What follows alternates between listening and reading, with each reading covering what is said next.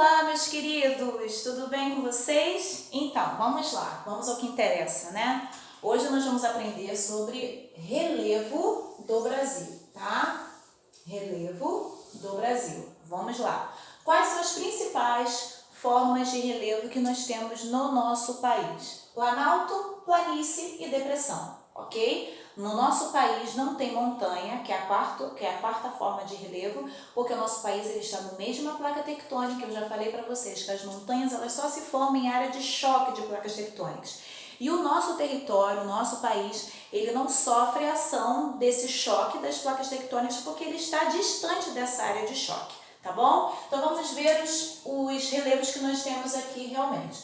O Planalto, tá? Que é um relevo que ele é caracterizado pelo fato dele sofrer erosão e por ele ter mais de 300 metros de altitude. Nós temos um planalto muito conhecido aqui no nosso país, que é a Serra do Mar, que é esse relevo que a gente vê quando nós estamos indo para a praia, para Muriqui, Bicuí, Praia Grande, não tem aquelas encostas ao longo do litoral? Então, todas aquelas encostas, elas fazem parte da Serra do Mar. Nós temos o Pico da Neblina, que é o planalto mais alto, tá, do território brasileiro. Ele tem quase 3.000 metros de altitude. Ele está localizado no estado de Roraima, tá, fazendo fronteira com a Venezuela, tá bom?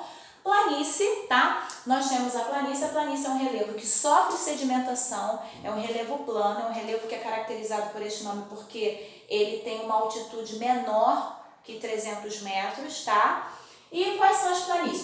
Quais são as planícies que nós temos aqui no nosso país? Planície fluvial, que são as planícies ao longo dos rios. Eu fiz um desenho aqui para vocês verem a planície, né?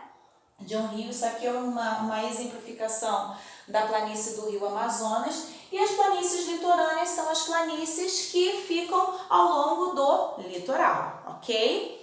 Vamos lá. Depressão. Depressão nada mais é que um relevo rebaixado em relação ao entorno, tá? Muitas pessoas confundem depressão com planície, por isso que eu fiz um desenho aqui para vocês entenderem melhor a diferença uma da outra, ok? Vamos lá. Aqui nós temos uma exemplificação da planície do rio Amazonas, e da depressão amazônica. Nós temos aqui o rio, tá?